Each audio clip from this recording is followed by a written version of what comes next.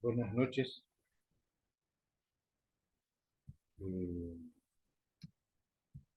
con las disculpas del caso de empezar un poquito más tarde hoy. No estaba avanzando los materiales anteriores del día lunes. Entonces me costó un poco, me pasé un poco el horario, ¿sí? Pero espero que me sepan disculpar. Eh,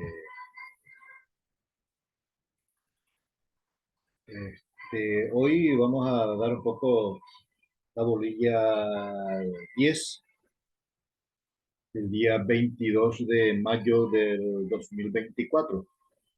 Esta bolilla corresponde al tema de estatus liberatis, o sea que estado de los libres significa así. Y un poco nos habla de lo que es, de lo que fue en aquella época, todo estos estados de libertad, de dominio, de prisión, de esclavitud, de todo un poco, ¿sí? Y vamos a ir viendo cada uno de ellos, al menos lo más importante, aunque todo es importante en derecho. Y dice, en plena capacidad jurídica, libres y ser siervos, consideraciones generales sobre la esclavitud. Es lo que les dije que también habla de la esclavitud. La plena capacidad jurídica solamente la tenía el ser humano cuando disfrutaba de sus tres estatus: libertad, civilidad y familia. O sea que libertatis, civitatis y familiae, ¿sí? Era libertad, la civilidad y la familia. Y dice un poco de lo que es la libertad, y porque esto nos va un poco dando el panorama. Dice, es el primer requisito para que el hombre pueda ser considerado como un sujeto de derecho. Si le falta el estatus, como en el caso de los esclavos, quienes eran considerados personas, pero no sujetos, sino objetos de derecho. Objetos de derecho. O sea que era mi esclavo y era mi objeto y yo tenía ese derecho sobre él. Porque el esclavo, recordemos que no tenía derecho ni tampoco tenía nada. Era el último en el estado. ¿Sí? La esclavitud, dice, está definida en las fuentes según Justiniano. La misma es una institución del derecho de agentes que contra la naturaleza dispone a un hombre bajo el dominio de otro. Esto nos representa a la esclavitud como un derecho creado por él, por el hombre, por el ser humano.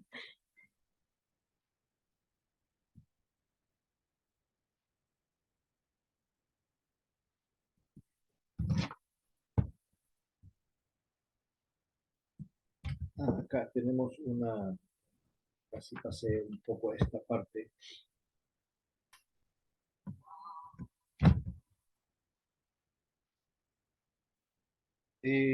Cada familia, dice, de origen más o menos considerada, tuvo siempre un esclavo que servía al, que servía al amo en las faenas de la casa y del campo, recibiendo un trato semejante que a los miembros de la familia, es decir, que no estaba totalmente considerado como casos, como cosa, sino más bien como una persona.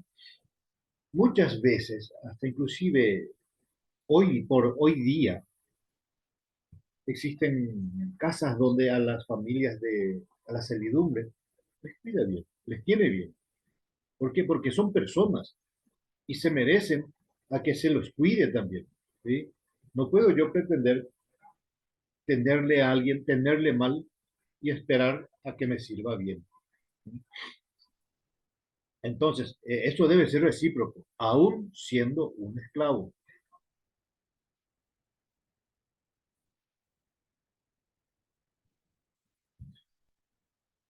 Dice, a partir del imperio se fue abriendo camino una corriente de opinión favorable a la mejor condición de los esclavos, que culminaría en la época romana helénica, con una serie de medidas humanitarias debidas a la definición del triunfo. El cristianismo luchó por abolir totalmente la esclavitud. Hasta mediados del siglo XIX, en muchos pueblos cristianos perduró la esclavitud.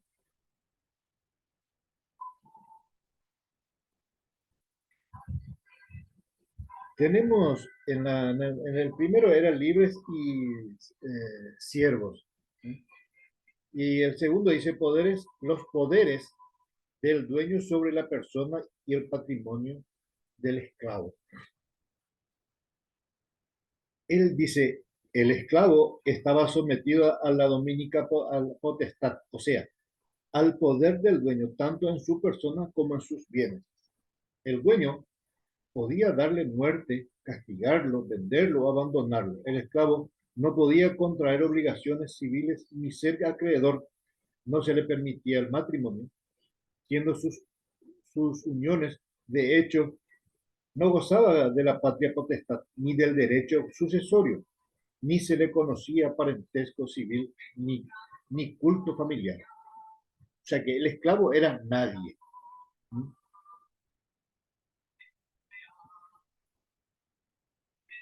La dominica potestad dice, porque recordemos que acá dice también el dueño de la... Y el esclavo estaba sometido a la dominica potestad, dice. Bueno, vamos a ver a qué se refiere esto.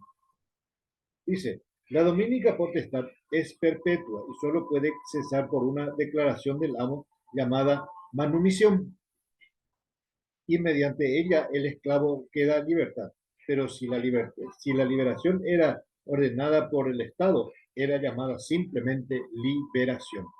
La muerte del amo no provoca la extinción del estado de esclavitud, por lo que la potestad sobre el esclavo, así como los bienes, pasan al heredero, que la que dominica potestad es vitalicia y transmisible. O sea que el esclavo continúa, murió su amo mayor y quedaron sus hijos, y él sigue siendo el esclavo de esa familia.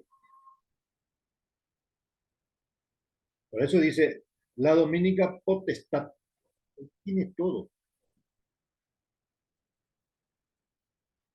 El esclavo era una cosa de la propiedad del amo. Una cosa de la propiedad del amo. Así como los bienes materiales que podía poseer aquel. Ejemplo, dinero que podía ganar con su trabajo y que se denominaba peculio. Todo lo que ganaba él tenía que darle otra vez de vuelta a su, a su amo. ¿Por qué? Porque él era su amo y lo que él decidía por él era lo que valía. ¿Sí? Los esclavos servipaeni o esclavos de la pena eran los que se dedicaban a trabajar forzados, trabajo forzoso, cosa que existía hasta no hace mucho, como leímos recién, que hasta el siglo mediado del siglo XIX todavía existían esclavos. En época de Augusto se modificó la penosa situación de los esclavos, ya que se dictó una ley por la cual se prohibió a los dueños entregar arbitrariamente a sus esclavos a las fieras, cosa que tenía que disponer el juez si había motivos. El emperador Claudio declaró libre a los esclavos enfermos de gravedad que eran abandonados por sus amos. En el tercero dice, ¿cuáles son las fuentes de la esclavitud? Y dice, los hombres son reducidos a la condición de esclavos por nacimiento y por circunstancias posteriores al nacimiento, reconocida expresamente por ley, dado que las fuentes de la esclavitud, o sea, los modos o las causas por las cuales se puede llegar a ser esclavo, son el nacimiento y la ley. Naciste en la esclavitud, seguís, según la ley, seguís siendo esclavo para el mismo amo de tu padre, o el amo se encarga de venderle a ese esclavo nuevo, joven, a otro.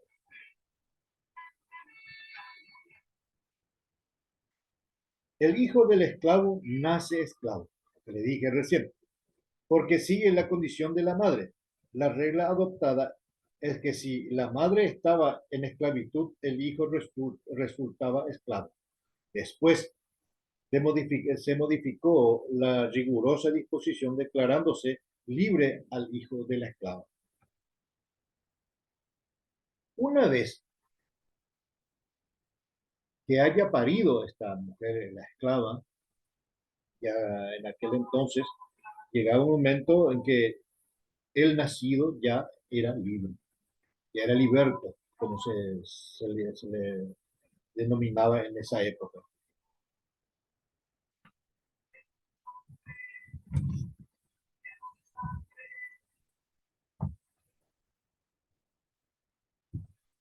Luego dice, los ingenuos y libertos.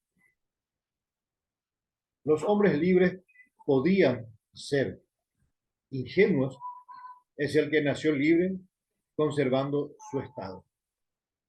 Los libertos es que habiendo estado en esclavitud ha salido de ella por un modo legal o mediante la manumisión para determinar si el nacido era ingenuo o podía gozar de los derechos correspondientes a un hombre libre. Se dictaban las siguientes reglas. Tampoco era fácil, tampoco porque nació, su madre sigue siendo esclava y ella es un hombre libre o liberto. No, eso dice. Para determinar si el nacido era ingenuo o podía gozar de los derechos correspondientes a un hombre libre, se dictaron las siguientes reglas.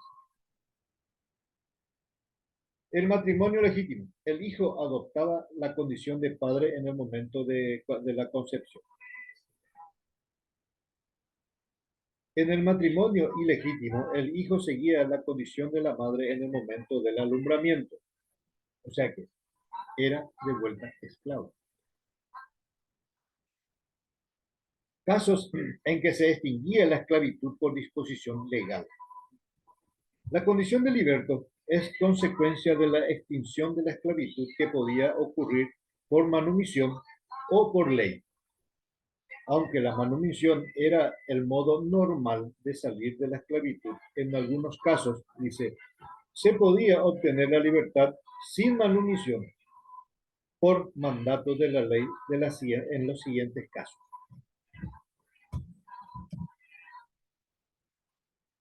Si el esclavo se hallaba o se hallara gravemente enfermo y era abandonado por su dueño. Si la esclava era prostituida por el dueño, no obstante haber sido vendida con la condición de no hacerlo. Si el esclavo denunciaba que habían asesinado a su dueño. Si el esclavo denunciaba la falsificación de monedas, descubría una conspiración contra el Estado o entregaba un desertor al ejército. Si el esclavo ha vivido en libertad, es decir, sin dueño durante 18 o 20 años. Ese sí, teniendo todos estos, estas disposiciones, el hombre era libre.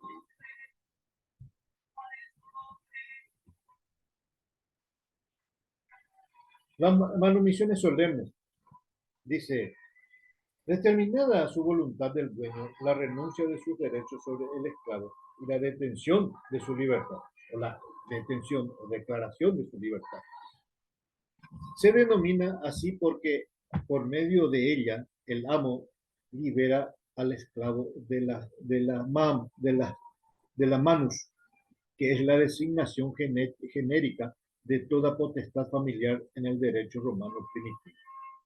La manumisión, dice, significaba por una parte un acto mediante el cual el dueño se desprendía de una parte de su patrimonio, pues el esclavo era de su propiedad, y por otra la incorporación de la sociedad a un hombre libre.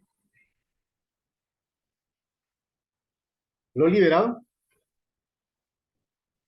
y él se consideraba ya, o era oficialmente un hombre libre.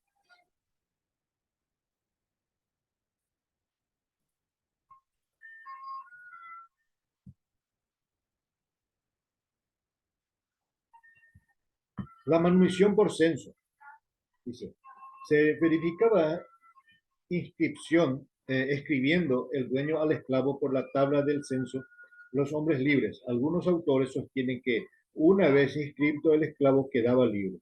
Otros afirman que debía de esperar 5 años, que es el tiempo que corre entre el censo, entre un censo y otro. Al parecer, la primera hipótesis es la acertada. Al ser inscrito, ella era libre. Era lo que correspondía en aquella época, ¿verdad? La manumisión por vindicta, dice, concurrían ante el magistrado el dueño del esclavo y un tercero que debía ser un hombre libre. Este último portaba una varilla o vindicta y reclamaba al magistrado la libertad del esclavo, tocándolo a este con la varilla y pronunciando palabras solemnes. El dueño, como todo estaba previsto, no se oponía y luego el magistrado le concedía al esclavo la libertad reclamada de esta forma. Todo era solemne, por eso dice, en muchas partes hablan de solemnidad. Uno de ellos es, a pesar de ser un esclavo, ellos tenían esa solemnidad.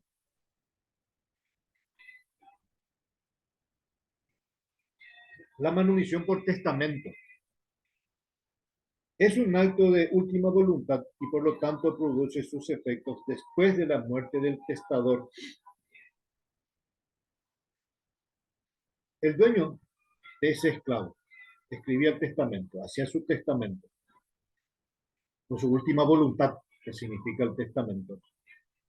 Y entonces también ahí figuraba que al morir el dueño, el hombre quedaba libre.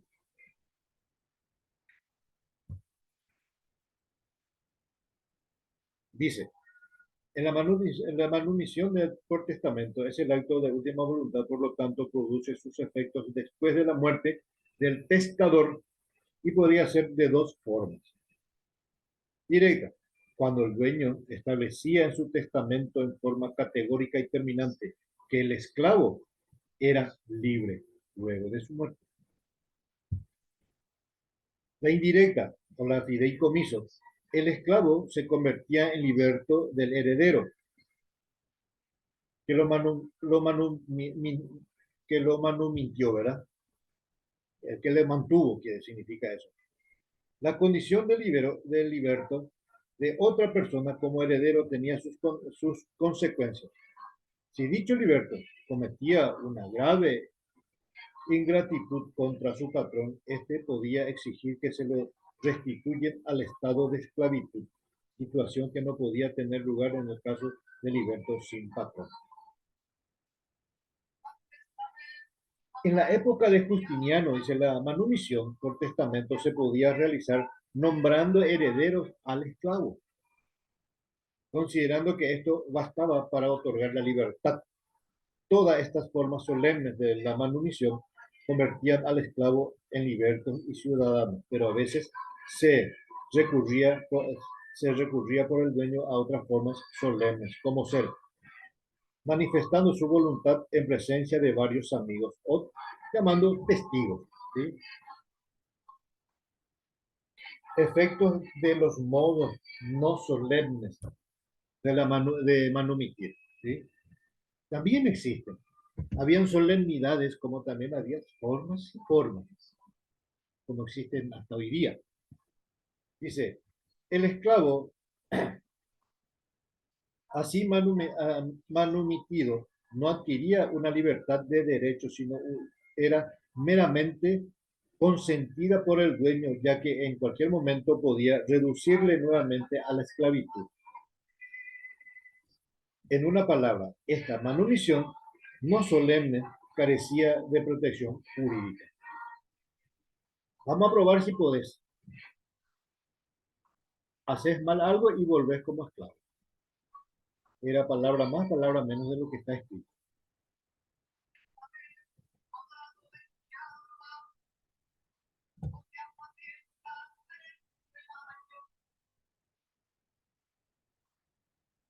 Limitaciones legales a la manumisión, leyes, dice, como los amplios poderes que les concedieron al dueño para manumitir, podían ser perjudiciales para la sociedad romana a causa del gran número de libertos que cada día aumentaban en sitios de necesidad restringir manumisiones. Y así seguían por décadas y por siglos y por años todo esto. Existían también varias formas o diversas formas de condiciones de los libertos. Dice, el liberto dependía de su antiguo amo, lo cual se mantenía a pesar de la libertad. Se mantenía a pesar de la libertad.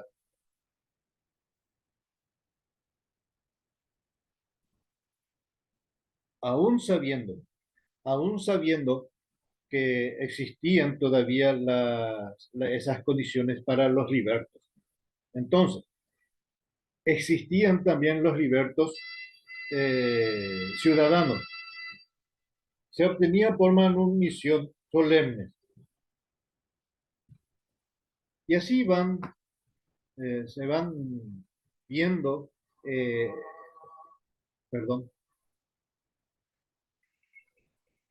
se van viendo las condiciones de cada uno, ¿sí?